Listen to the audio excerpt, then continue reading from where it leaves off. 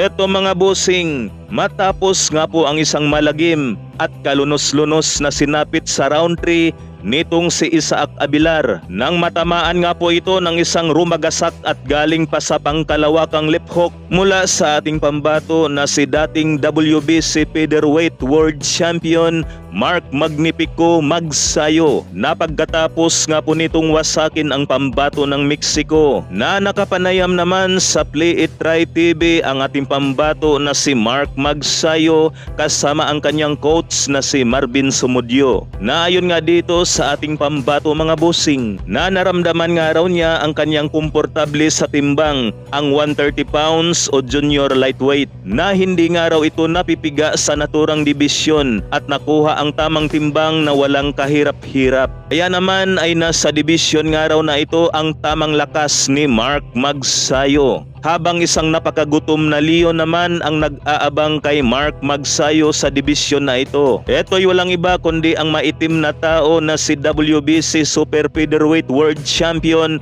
Usyaki Foster, na siguro mga bossing ay nasa 2 sunod na lamang na panalo ang kailanganin ng ating pambato na si Mark Magsayo bago niya matuklaw itong maitim na champion. Napil ko na sobrang komportable ako sa timbang na to kasi saka yung lakas ko mas lalong nadagdagan kasi hindi ako pigang-piga na nagda-diet. Nakuha namin yung timbang mayos sa guidance nila Coach Pedro at Coach Warden. So tuwang-tuwa ako kasi maganda yung napakita kong performance ngayon.